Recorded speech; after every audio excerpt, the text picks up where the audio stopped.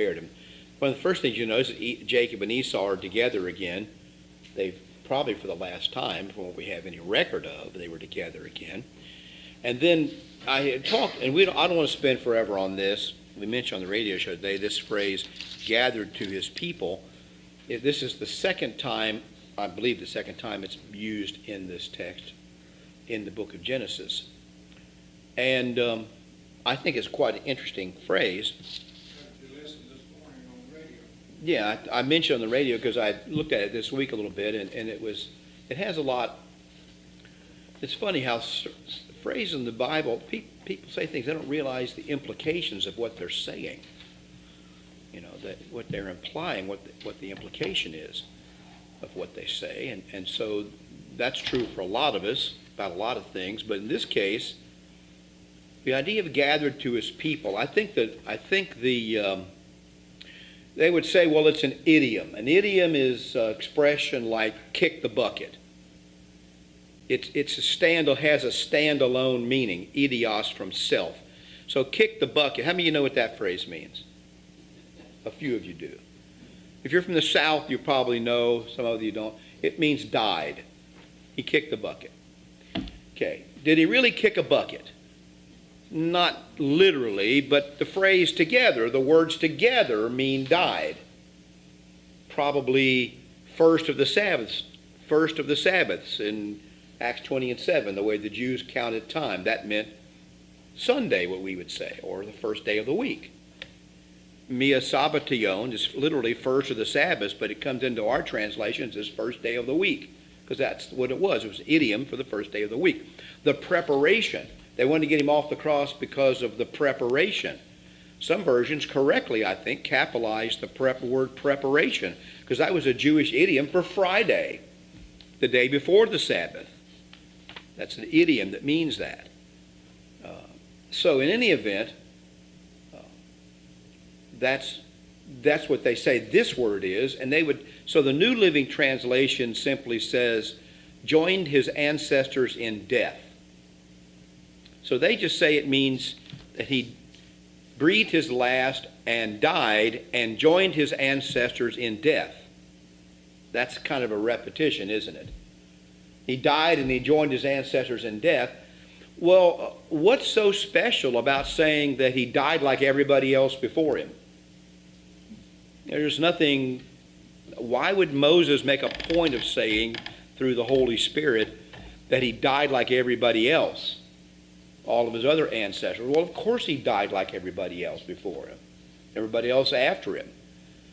And it doesn't really capture the meaning of this phrase. So when you look at this, what it's saying, you'll go to he said to Abraham, this is used of Abraham, it's used of Isaac here, it's used of Ishmael in Genesis 25, it's used of Jacob in Genesis 49, it's used of Aaron in Numbers 20, and Moses in Numbers 27, and so forth. So it can't mean just a place where all the good people go. I think it means he went to the same place his ancestors went. He was gathered to where they were, meaning that they had survived death, and he went to where they were. But it couldn't mean just the good people, because maybe it does. It's not used of wicked people per se, unless you consider Esau a wicked person. That's debatable. And so, but it is speaking of a common place where everybody goes, where their spirits go after death. So this is one of the references, I believe, in the Old Testament to a life after death. In fact, you see Jesus referring to this when he makes the argument in Matthew 22 about that God is not a God of the living, but not a God of the dead, but a God of the living. And he says that Abraham, Isaac, and Jacob were or are alive. Not past tense, but are alive. So it's making the same argument. Yes, Gary? Much of our teaching falls into this category. I think we don't think very much about it when we read passages like this. think of it, this is the way I think of it. You can agree or not agree, but this gathered to his fathers or gathered to his group, in a necessary inference, that's a reference to death. And whatever happens after death to everyone. Okay? That's a necessary inference from that passage. That's what you have to get from it. If we make it more than that, we're getting into the area where we're inferring that from other passages that are not necessarily necessary. In other words, they're not proven to the point that we have to accept that. So when you look at passages like that, or we go in those directions, and I'm pretty bad about this. I don't always identify sometimes things that I'm making an inference about. So all of you out there, when we look at these things, have to understand what we're inferring from these things. I don't know if I'm making myself clear. The problem is everybody makes inferences about everything all the time. We're just not open about it or clear about it. And we assume that our inferences or our understandings of whatever, whether it's religious or secular, are the same understanding as other people. Generally, they're in the ballpark, or we couldn't communicate at all. But we have to be particularly careful with Scripture. We have to. Well, the difference is this: I have to distinguish in speaking of Scripture. I try to do this. Who knows if it's successful? Between what is necessary and what is just simply an inference. I can draw a lot of inferences, and I can most things that you believe, about any part of your life are based on a preponderance of the evidence, or at least inferential evidence. And I try to distinguish between what God has actually specifically revealed directly, either by example, command, or inference, but a necessary inference, in between conclusions that I draw from my reading that are not necessarily necessary inferences. Okay? And that's a problem. Or at least I have to hold it more lightly, I would say. I hold my own conclusions more lightly because I realize that they're built on a house of cards. They're built on a whole stack of inferences. This is my problem with the Jewish rabbis, the way they interpreted the Old Testament. It was all oftentimes built on a house of cards. And therefore, it fails oftentimes. Yes, Ken? Is this in reference to when Jesus died and God went to hell and delivered captives? Well, if you read the King James, it says hell. But the word there is Hades, Hades, the Greek word for the place of the dead. And yes, that's why it could be said that Jesus went to hell.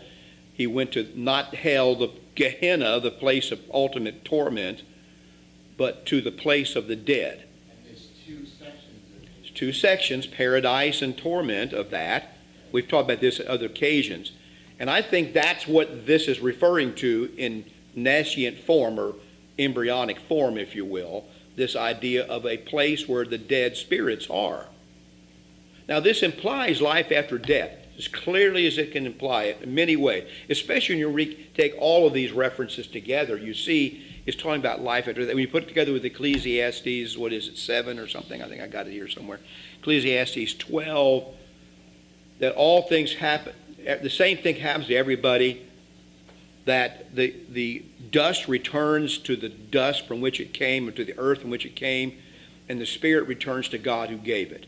That's another way to express what these verses are saying. Abraham went to his grave and was buried, and his spirit was gathered to his people. That's the same different way of expressing this same truth. I don't think I'm getting the way you're looking at me, Ken, I know I'm not getting what you're trying to tell me. No, Okay. but I'm thinking that the ones who resurrected, Jesus resurrected. What happened to them? Can they go to heaven then? Well, I don't know the answer to that. There's a statement. He's going to bring them with him when he comes. Well, yeah, but pardon me, that's referring to all of the righteous dead, all the righteous dead are coming with Jesus at his return in the air, and their bodies will be raised from the ground and meet them in the air and be reunited with their bodies. I guess what I'm trying to say is, before Christ comes, everyone who dies is either in one section or the other. After Christ came and he was resurrected, everybody who was in one section was resurrected. I don't believe that necessarily. Okay, for this reason, I think the way it's first of all, the way that's presented, and I forgot which gospel, maybe it's Mark or Matthew. I can't remember which gospel that's in. That after his resurrection, there appeared to be. It mentioned at his death that when he died, it implies that when he died, all these dead people came in. But I think that had to be at his resurrection. And I haven't looked at that text in a while, but. I think that was a sign more so than the statement that all these people, because it would have implied all of the dead from every grave on the earth were open, but that didn't happen apparently. That's speaking of specifically of some people there in Jerusalem as a sign, is the way I've always taken it. Could be wrong. Do you think that was their physical bodies or their spiritual bodies will be raised? I think the physical body will be raised and changed. That's what the text says. The physical body will be raised and changed. What are they going to do about a guy that falls in the ocean? I have no idea. Well, they're not going to do anything. I don't know what God's going to do. Well, the fact is, if you died 2,000 years ago, there's nothing left anyway. Very seldom is much left. That's why I'm wondering if it might be the spiritual body. Well, the spiritual body doesn't need to be raised. He says that they will all be changed in the twinkling of an eye. They'll be raised, then changed. So I don't know how God's going to put it all back together. He will put it back together. How's he going to take someone? Okay, so I've told you before, I get to ride oftentimes with the funeral directors when we go to the cemetery. They stick me in that front hearse. I'm the top dog. I just sit in that front car, maybe in front of the hearse even. They stick me in there. So I've decided, usually I don't waste that time talking about golf. I ask the guy about funerals and dead people. Like, what's the oldest body you've ever dug up? What's the ones that have been in the ground the longest of all the bodies you've ever dug up? And what did it look like? So that's the kind of stuff I ask them. Things like that. You can always think of something. And so one guy says, yeah. He says, I dug up a lot of old ones, and we have to exhume them and do this and that. He said, and I dug one old lady up. She'd been dead 35 years. And, he says, I could have dusted her off a little bit and put some makeup on. She'd been fine. He says, most of them aren't anywhere near that good a condition at their 35 years. Badly deteriorated. They're still, you see a person. Would you know them? You might know them. I'm guessing from what he says. Because it all depends on how you die. You get stabbed and you bleed out, you got a good shot at being well preserved. Especially if they get you right to the embalmers pretty soon and pump some embalming fluid in there, you got a good shot. You died, you fall flat on your face, you got a problem because all the blood's going to pool in your face and it's going to be decaying and they can't fix it up very well. And it won't look good in years to come. And the question is, what does all that matter? Well, it doesn't really matter. You ever thought about what some of your relatives that died look like now in their grave? I have. I'm weird. What do they look like now? What would I see if I dug them up? And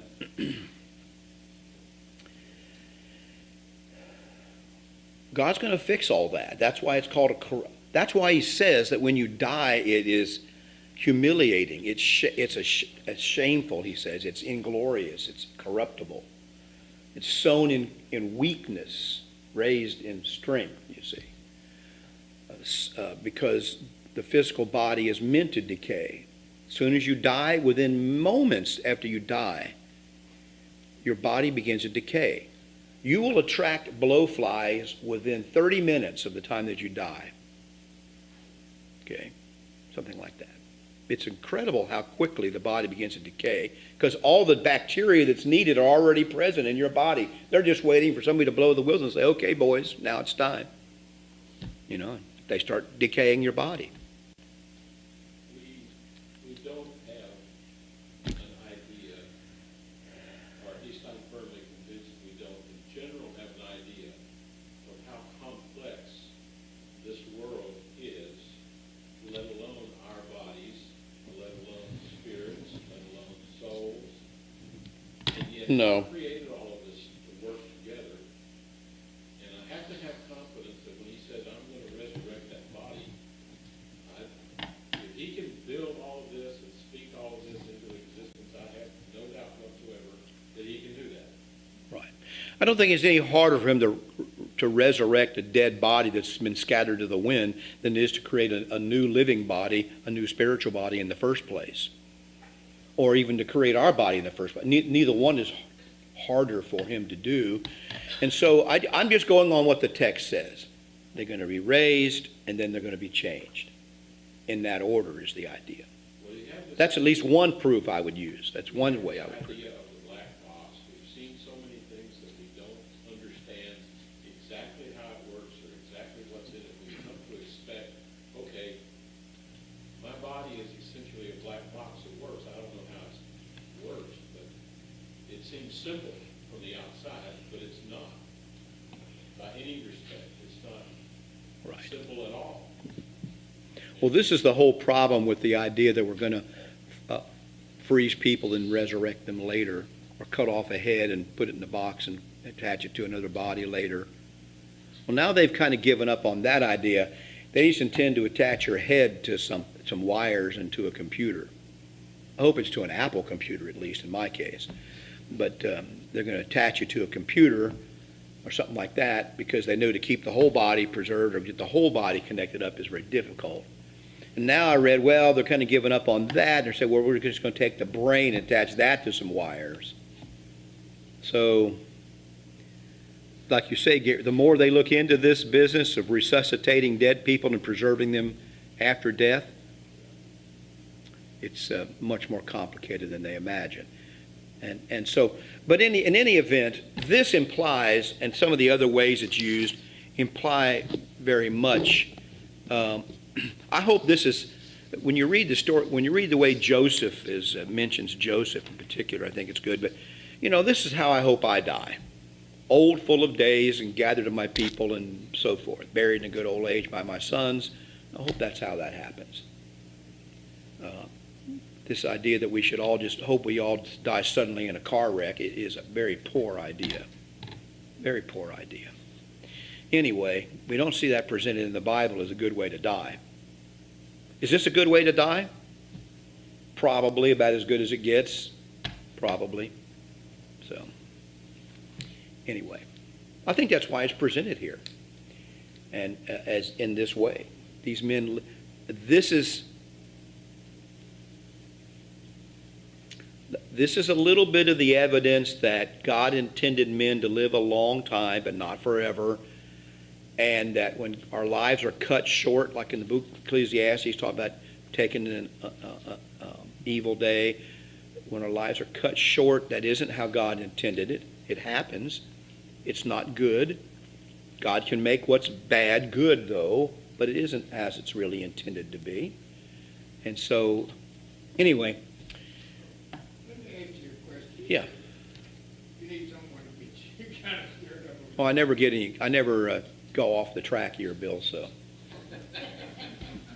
was thinking about, What track? is it 57 Psalm, one of the Psalms where, or 60, it talks about where the psalmist, I guess, he looks at the person, he talks about how even in death they seem to prosper. And I just wonder about Psalm 73, I which think. one Yeah. is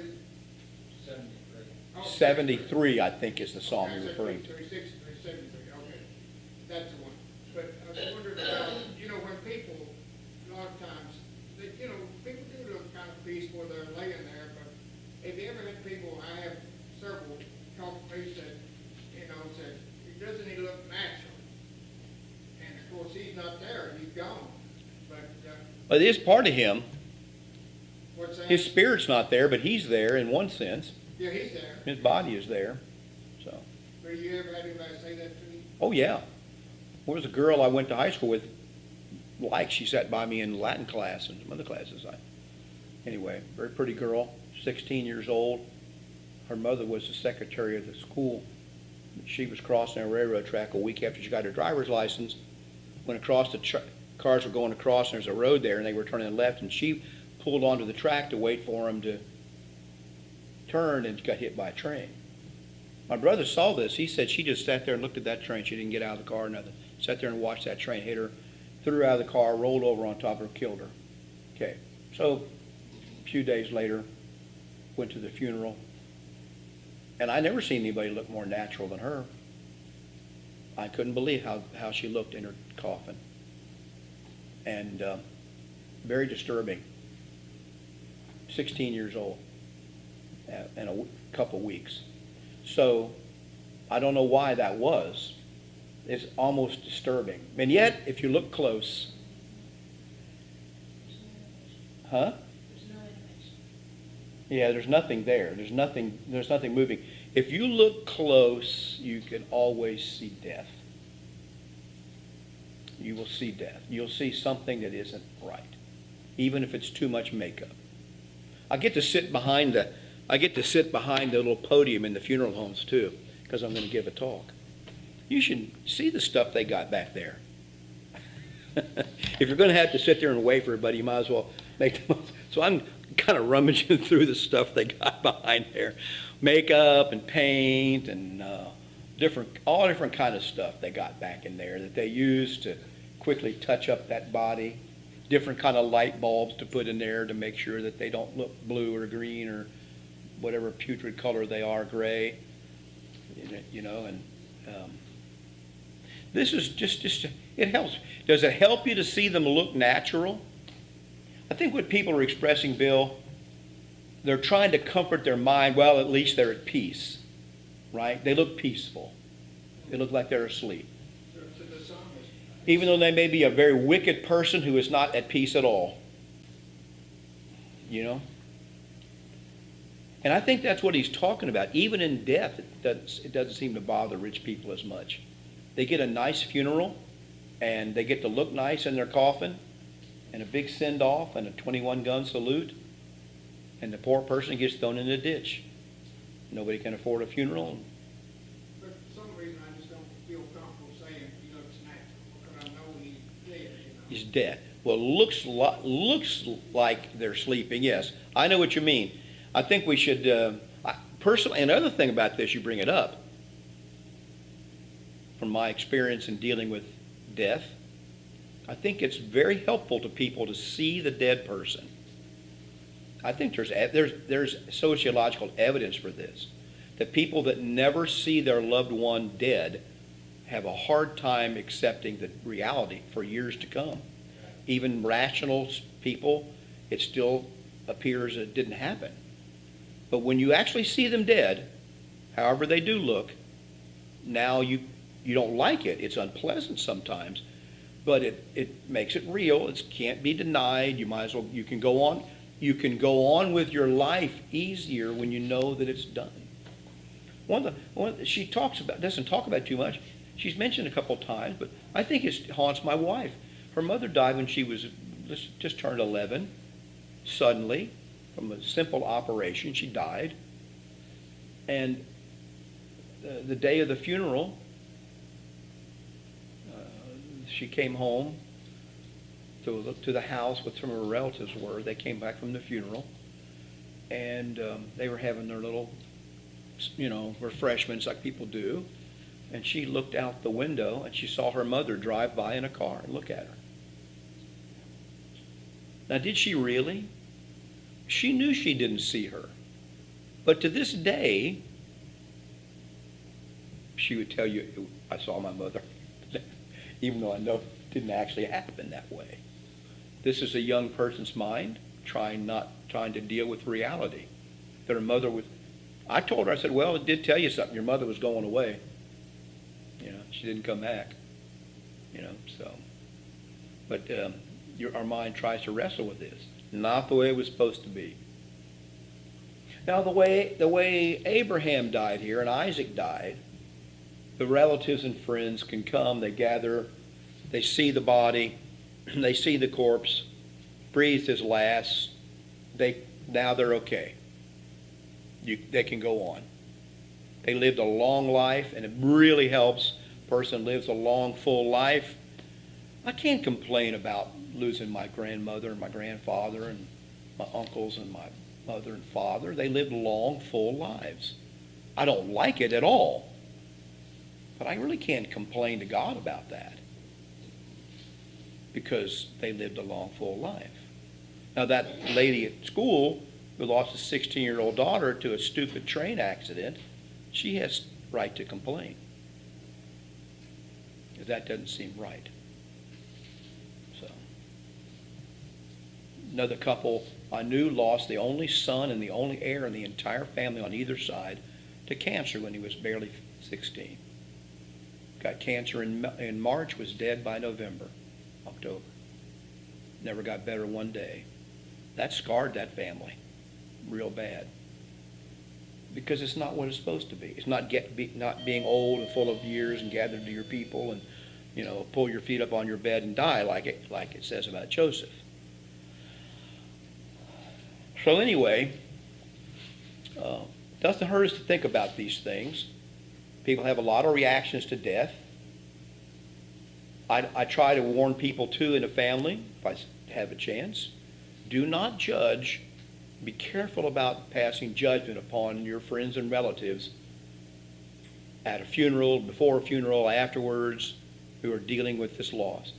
People do and say things that are not what they would do otherwise. Be very careful. Everybody deals with death differently. Some people try to laugh their way through it. Some people don't shed a tear. Some people shed a lot of tears. Doesn't mean anything. Doesn't mean one thing or another. Because that's just how people are different. So be careful about passing judgment about people on people on those things, because you don't know how you're going to react to that. I'm thinking you can say too much. I think it's just take it as my Who, opinion. you think I could say too much? How dare you? No, me. Go ahead. No, I do have But said too I much. think we can Yes. say- I think you don't have to say anything. You just, maybe I'm here for you, and that's it, or nothing. Well, there's no magic words. I tell you, there's no magic words you can do to make those kind of bad things better. There's nothing that can be said to make it better. Just be there and look them in the eye, and that's about it. Sometimes that's it. Sometimes you can give words of comfort depending on what you can say, but Because if I say something that hurt them, Just remember, Job's friends did their best work in the first week when they didn't say anything. 7 days, didn't say a word. Didn't say a word. That was their best work. and then sometimes that can be perceived as not caring, so you don't know, but you're right. Sometimes we don't know the right things to say stupid things. Like you're saying, don't they look natural? Well, who wants them to look natural and go and bury somebody that looks natural? I'm not judging the people who say. No, I know. Just be patient with people in that situation, because it takes a good while for some people, and some people never really come to grips with it. And we should teach our young people to come to grips with death. It's going to happen. My grandfather told us at the time, I've told you before, I'm sure, that one of the things that they taught those young men there in the country where he was, he said, I had to go with these older men several times to somebody's house where somebody had died. They took me with them when they went, because he said when a man died, the men would go from the around there, and they would take the body and they would wash it and clean it up and put clothes on it and put it on the bed there in the house for people to come through and look at. And he said that was part of the job of being a man, was handling this dead body of their neighbors and friends who had died and getting it ready for a viewing. Of course, they had viewings at the house then, because they didn't have funeral homes, or certainly couldn't afford them. They often buried him in the yard. But that was part of being a young man then, in the country, was helping people prepare for a funeral and even burying the dead sometimes. We're way disconnected from that. We won't even use the word dead. We have to say, we don't even say passed away anymore. We're so fastidious, we just say he passed. What, he passed a kidney stone? What do you mean? He passed. He went past me? We can't even say passed away, much less died. are so disconnected from it. I think our language does say something. I may be overdoing that a little, but not by that much. And we need to realize that that's part of life. It's part of the deal. All right, anything else? We're way over time. Well, sorry about that. I was going to have you read all these names. The next chapter, chapter 36, is a genealogy of Esau. Not very interesting. And the truth is, I don't see I say this with a smile on my face. I don't see a huge connection between this and all the rest of this Bible story. There is one. It's not a huge connection. It was for the people of that day who read this book, who were dealing with the descendants of Esau. Could there come a time in the future when this chapter becomes much more prominent because of the people there? Yes. We may just not be there yet. So don't say, oh, it's nothing, this has nothing to do with it. Yeah, treat it like it is. It's part of the Word of God, and we should try to read it and understand a little bit about it, but I'm not sure what to make of it somewhat in that case. All right, thank you very much.